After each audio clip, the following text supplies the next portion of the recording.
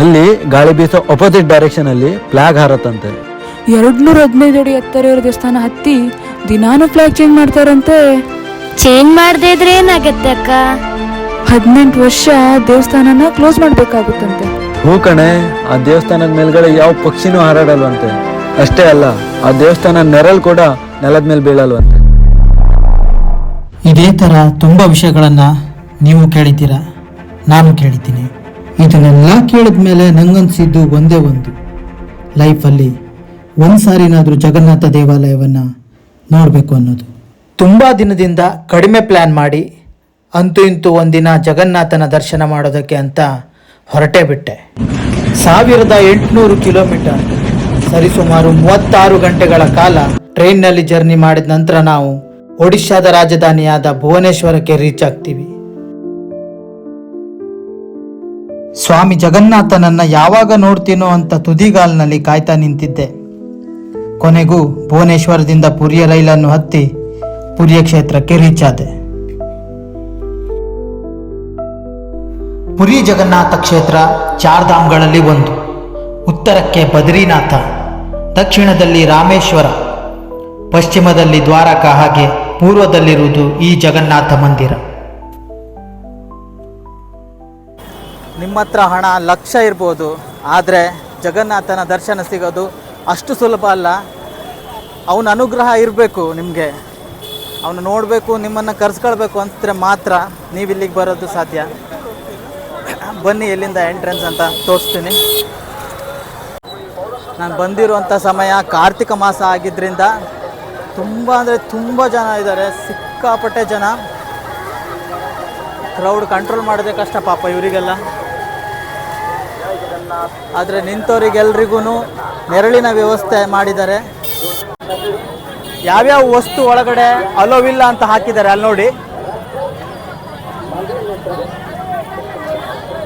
Mobile phone, camera, ಹಾಗೆ shoe, helmets, laptop, umbrella ಮತ್ತು belt, leather ಬೆಲ್ಟ್ಗಳು, ಇದು ಯಾವುದು ಒಳಗಡೆ ಅಲೋ ಮಾಡೋದಿಲ್ಲ. ಈ ಒಂದು ಪ್ಲೇಸಲ್ಲಿ ನಿಮ್ಮ ಮೊಬೈಲ್ ಆಗಿರ್ಬೋದು ಅಥವಾ ಬ್ಯಾಗ್, ಸ್ಲಿಪ್ಪರ್ ಯಾವುದನ್ನೇ ಆದ್ರೂ ಇಲ್ಲೇ ಬಿಡಬೇಕು. ಇದಕ್ಕಿಂತ ಮುಂದೆ ತಗೊಂಡೋಗೋಂಗಿಲ್ಲ. ನಿಮಗೆ ಗೊತ್ತಾ, ಶ್ರೀಕೃಷ್ಣನ ಇತರ ಕ್ಷೇತ್ರಗಳಿಗಿಂತ ಪುರಿಯಲ್ಲಿರುವ ಜಗನ್ನಾಥ ಯಾಕಿಷ್ಟು ಭಿನ್ನ? ಪುರಾಣದ ಕಥೆಗಳ ಪ್ರಕಾರ ದೂರ್ವಾಸ ಮುನಿಗಳ ಶಾಪದಂತೆ ಜರ ಎಂಬ ಬೇಡರನ್ನು ಬಿಟ್ಟ ಬಾಣ ಶ್ರೀಕೃಷ್ಣನ ಕಾಲಿಗೆ ತಾಕಿ ಶ್ರೀಕೃಷ್ಣನು ಪ್ರಾಣತ್ಯಾಗ ಮಾಡುವ ಸಂದರ್ಭದಲ್ಲಿ ಚರಣ ಬಳಿ ಹೇಳುತ್ತಾನೆ, ನನ್ನ ದೇಹವು ಭಸ್ಮ ಆದ ಮೇಲೆ ನನ್ನ ಹೃದಯ ಹಾಗೇ ಇರುವುದು, ಅದಕ್ಕೆ ಸಾವಿಲ್ಲ. ನೀನು ಅದನ್ನು ತೆಗೆದುಕೊಂಡು ಬೇವಿನ ಮರದಲ್ಲಿಟ್ಟು ಅದನ್ನು ಸಮುದ್ರದಲ್ಲಿ ತೇಲಿಬಿಡು. ಚರನು ಕೃಷ್ಣನ ಆದೇಶವನ್ನ ಪಾಲನೆ ಮಾಡುತ್ತಾನೆ. ಹಾಗೆ ತೇಲಿಬಿಟ್ಟ ಕಟ್ಟಿಗೆ ಇಂದ್ರದ್ಯುಮ್ನ. ಇದು ಸಾಮಾನ್ಯವಾದ ಕಟ್ಟಿಗೆಯಲ್ಲ, ಶ್ರೀಕೃಷ್ಣನ ಹೃದಯವನ್ನು ಹೊತ್ತು ತಂದಂತ ಕಟ್ಟಿಗೆ ಇದು.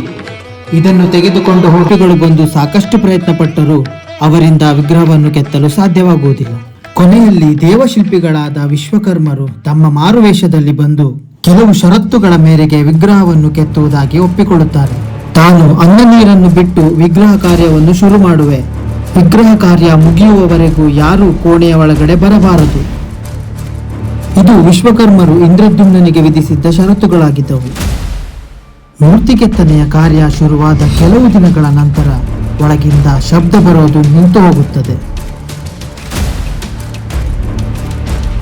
ಇದರಿಂದ ಕಂಗಾಲಾದ ಗುಂಡಿಚಾ ದೇವಿ ಒಳಗಡೆ ವ್ಯಕ್ತಿ ಅನ್ನ ನೀರು ಇಲ್ಲದೆ ಸತ್ತಿರಬಹುದೆಂದು ಅಂದಾಜು ಮಾಡುತ್ತಾಳೆ.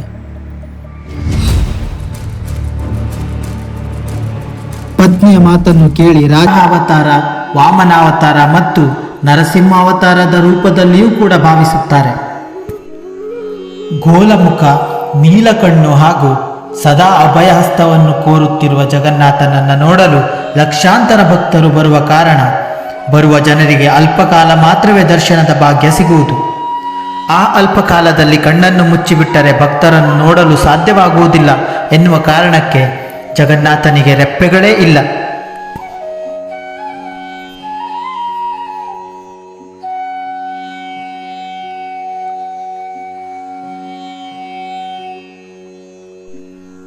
ದೇವಸ್ಥಾನದ ತುತ್ತ ತುದಿಯಲ್ಲಿ ಕಂಗೊಳಿಸುತ್ತಿರುವ ಸುದರ್ಶನ ಚಕ್ರವನ್ನ ಒಮ್ಮೆ ನೋಡಿದರೆ 1000 ಜನ್ಮದ ಪಾಪಗಳು ಕಳೆಯುತ್ತವೆ ಎಂದು ಹೇಳಲಾಗುತ್ತೆ. ನಿಮಗೆ ಇಲ್ಲಿ ಸುದರ್ಶನ ಚಕ್ರ ಕಾಣಿಸ್ತಾ ಇದೆಯಾ? ಗೋಪುರದ ಮೇಲ್ಗಡೆ ಇದರ ಬರೋಬ್ಬರಿ ತೂಕ 1 ಟನ್ kg ಅಂತೆ. 1 ಟನ್ ತೂಗೋ ಈ ಸುದರ್ಶನ ಚಕ್ರ ಯಾವುದೇ ದಿಕ್ಕಿಂದ ನೋಡಿದ್ರೂ ನಮಗೆ ಅಭಿಮುಖವಾಗಿ ಕಾಣಿಸುತ್ತಂತೆ. ಬನ್ನಿ ಇದನ್ನು ಒಂದು ಸಾರಿ ನೋಡೋಣ. ಈಗ ಈ ಕಡೆಯಿಂದ ಆಯಿತು, ನಾನು ಹಾಗೆ ಇದರ ಹಿಂದ್ಗಡೆ ಹೋಗ್ತೀನಿ, ಆಗ ನೋಡೋಣ. ಎಕ್ಸಾಕ್ಟ್ಲಿ ಮಂದಿರದ ಸೈಡ್ ಪೋರ್ಷನ್ನಲ್ಲಿದ್ದೆ, ಅಲ್ಲಿ ನೋಡಿ ಈಗಲೂ ನಮ್ಗೆ ಅದೇ ಥರ ಕಾಣಿಸ್ತಾ ಉಂಟು. ನಾಟ್ ಅಂದರೆ ಕರೆಕ್ಟಾಗೇನು ಈ ಥರ ಕಾಣಿಸ್ತಾ ಇಲ್ಲ, ಸ್ವಲ್ಪ ಟಿಲ್ಟಾಗಿ ಕಾಣಿಸ್ತಾ ಉಂಟು, ಬಟ್ ಕಾಣಿಸ್ತಾ ಉಂಟು. ಹೌದು, ಆ ರೌಂಡು ಇದ್ದಾಗೆ ಕಾಣಿಸ್ತದೆ. ಎಕ್ಸಾಕ್ಟ್ಲಿ ನಾನೀಗ ಮಂದಿರದ ಸೈಡಲ್ಲಿ ನಿಂತಿದ್ದೆ, ಆದರೂ ನಮ್ಗೆ ಅದು ರೌಂಡ್ ಕಾಣಿಸ್ತದೆ ಸುದರ್ಶನ ಚಕ್ರ. ಟೆಂಪಲ್ ಒಳಗಡೆ ಯಾವುದೇ ರೀತಿಯಾದ ಸೌಂಡ್ ಬರಲ್ಲ, ಹಾಗೆಯೇ ಬೀಚ್ ಪಕ್ಕದಲ್ಲೇ ಇರೋದ್ರಿಂದ ಬೀಚ್ ಸೌಂಡು ಟೆಂಪಲ್ ಒಳಗಡೆ ಕೇಳಲ್ಲ ಅಂತ ಹೇಳ್ತಾರೆ. ನಾನು ಸಹ ಅದನ್ನು ನೋಡಬೇಕು ಅಂತ ಬಂದೆ, ಆದರೆ ಬೀಚ್ ಸೌಂಡ್ಗಿಂತನೂ ಇಲ್ಲಿ ಜನರ ಕ್ರೌಡ್ ತುಂಬ ಇತ್ತು. ಹೆಂಗೆ ಅಂದರೆ ಇವನ್ ಉಸಿರಾಡ್ಸೋಕ್ಕೂ ಕಷ್ಟ, ಅಷ್ಟು ಫುಲ್ ಅಂದರೆ ಫುಲ್ ಜನ ಇದ್ದರು. ಸೊ ನನಗೆ ಅದೊಂದು ನೋಡಲಿಕ್ಕೆ ಆಗಲಿಲ್ಲ. ಇನ್ನೊಂದು ದಿವಸ ಯಾವತ್ತಾದರೂ ಬರಬೇಕು, ಜನ ಖಾಲಿ ಇರುವಾಗ ಬರಬೇಕು. ತುಂಬ ಜನ ಇರುವಾಗ ಅದೆಲ್ಲ ನೋಡಲಿಕ್ಕೆ ಕಷ್ಟ. ಹಾಗೆಯೇ ನೀವು ಕೇಳಿರ್ತೀರಿ, ಇಲ್ಲಿ ಪ್ರಸಾದದ ಪ್ರಿಪ್ರೇಷನ್ನ ಇಲ್ಲೇ ಒಳಗಡೆ ಮಾಡ್ತಾರೆ. ಒಂದು ಒಂದು ಒಂದು ಒಂದು ಅಂತಾನೆ ಹೀಗೆ 7 ಮಡಕೆನ ಇಟ್ಟು ಅಡುಗೆನ ಕೆಳಗಡೆ ಬೆಂಕಿ ಹಚ್ಚಿ ಮಾಡ್ತಾರೆ. ಮೇಲ್ಗಡೆ ಇರೋ ಮಡಕೆ ಮೊದಲು ಬೇಯುತ್ತಂತೆ, ಕೆಳಗಡೆ ಇರೋ ಮಡಕೆ ಆಮೇಲೆ ಬೇಯುತ್ತೆ ಅಂತ ಹೇಳ್ತಾರೆ. ಅದನ್ನು ನೋಡೋದಕ್ಕೆ ಸಿಗಲ್ಲ, ಯಾಕಂದರೆ ಅವರೇ ಪ್ರಿಪ್ರೇಷನ್ ಮಾಡೋದ್ರಿಂದ ನಮಗೆ ನೋಡೋದಕ್ಕಾಗಲ್ಲ. ತಿರುಪತಿಯಲ್ಲಿ ಲಡ್ಡು ಹೇಗೆ ಫೇಮಸ್ಸು ಅದೇ ರೀತಿ ಇಲ್ಲಿ ಖಾಜಾ ಫೇಮಸ್ಸು. ಬನ್ನಿ ಅದನ್ನು ಕಾಣಿಸುತ್ತೆ.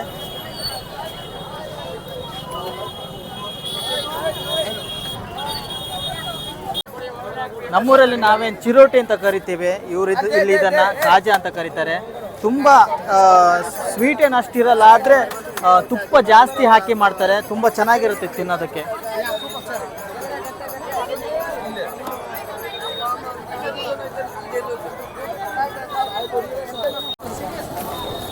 ಸಂಜೆ 5 ಗಂಟೆಗೆ ಫ್ಲ್ಯಾಗ್ ಚೇಂಜ್ ಮಾಡ್ತಾರೆ ಅಂತ ಕೇಳಿದ್ದೆ.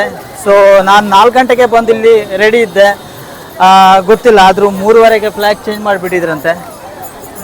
ತುಂಬ ಟ್ರೈ ಮಾಡಿದೆ, ನೋಡೋಣ ಇನ್ನೊಂದು ಟ್ರೈ ಸಿಗುತ್ತಾ ನಾಳೆ ಅಂತ. ಆದರೆ ನಿಮಗೆ ಫ್ಲ್ಯಾಗ್ ಚೇಂಜ್ ಮಾಡೋದನ್ನು ತೋರಿಸ್ತೀನಿ. ಕೆಲವೊಂದು ವಿಚಾರಕ್ಕೆ ಹಣೆ ಬರಹ ಚೆನ್ನಾಗಿರಬೇಕು ಅಂತಾರೆ. ಹಾಗೆಯೇ ನಾನು ಕೂಡ ಮಾರನೇ ದಿನ ಹೋದಾಗಲೂ ನನಗೆ ಫ್ಲ್ಯಾಗ್ ಚೇಂಜ್ ಮಾಡೋದು ನೋಡೋದಕ್ಕೆ ಸಿಗಲೇ ಇಲ್ಲ. ಸೊ ನೀವೇನಾದರೂ ಫ್ಲ್ಯಾಗ್ ಚೇಂಜ್ ಮಾಡೋದು ನೋಡಲೇಬೇಕು ಅನ್ನೋದಾದರೆ 3 ಗಂಟೆ ಒಳಗಡೆನೆ ಹೋಗಿ ರೀಚ್ ಆಗಿ. ನವ ಎಂದರೆ ಹೊಸತು, ಕಳೆಬರ ಎಂದರೆ ಶರೀರ ಅಥವಾ ದೇಹ ಎನ್ನುವ ಅರ್ಥವನ್ನು ಸೂಚಿಸುತ್ತದೆ.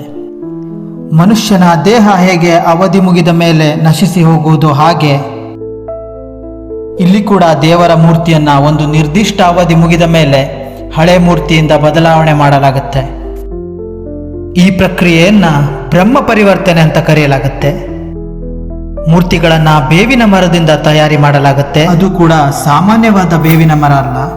ಆ ಬೇವಿನ ಮರಕ್ಕೆ 14 ಗುಣಲಕ್ಷಣಗಳು ಇರಬೇಕಾಗುತ್ತೆ. ಮರದ ಬಣ್ಣ ಕಪ್ಪು ಅಥವಾ ಕೆಂಪು ಇರಬೇಕು, ನೇರ ಕಟ್ಟಿಗೆ ಇರಬೇಕು ಮತ್ತು ಕಟ್ಟಿಗೆಯ ಉದ್ದ 8 ಫೂಟ್ ಇರಬೇಕು.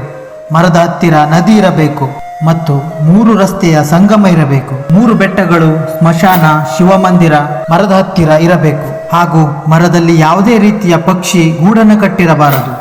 ಮಿಂಚು ಅಥವಾ ಸಿಡಿಲಿನ ಹೊಡೆತಕ್ಕೆ ಸಿಲುಕಿರಬಾರದು. ಮರದ ಹತ್ತಿರದಲ್ಲಿ ಹಾವಿನ ಹುತ್ತ ಇರಬೇಕು ಮತ್ತು ಮರದಲ್ಲಿ ಶಂಖ, ಚಕ್ರ ಮತ್ತು ಗದೆಯ ಚಿಹ್ನೆಗಳು ಇರಲೇಬೇಕು. ಮರದ ಹತ್ತಿರ ದೇವಸ್ಥಾನ, ಮಠ ಮತ್ತು ಆಶ್ರಮ ಇರಬೇಕು. ಇಷ್ಟೆಲ್ಲ ಗುಣಲಕ್ಷಣಗಳಿರುವ ಮರವನ್ನ ಹುಡುಕೋಕೆ ಸಾಧ್ಯನಾ ಅಂತ ಅನಿಸ್ಬಹುದು. ಈ ಮರವನ್ನ ಹುಡುಕೋಕೆ ಅಂತಾನೆ ಒಂದು ತಂಡವನ್ನ ನೇಮಕ ಮಾಡಲಾಗುತ್ತೆ. ಅವರು ಎಲ್ಲ ಗುಣಲಕ್ಷಣಗಳಿರುವ ಮರವನ್ನ ಹುಡುಕಿ ತರುತ್ತಾರೆ.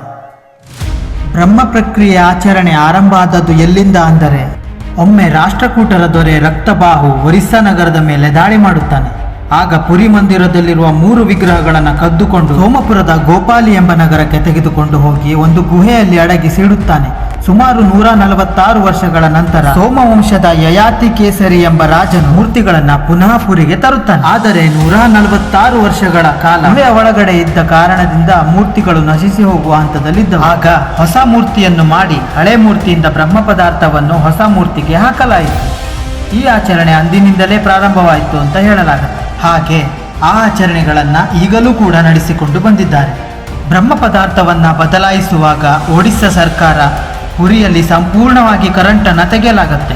ದೇವಸ್ಥಾನದ ಎಲ್ಲ CCTVಗಳನ್ನು ತೆಗೆಯಲಾಗುತ್ತೆ. ಹಾಗೂ ಪ್ರಕ್ರಿಯೆ ಮಾಡುವ ಮುಖ್ಯ ಪೂಜಾರಿಗಳನ್ನು ಬಿಟ್ಟರೆ ಬೇರೆ ಯಾರಿಗೂ ದೇವಸ್ಥಾನದ ಒಳಗಡೆ ಪ್ರವೇಶವಿರುವುದಿಲ್ಲ.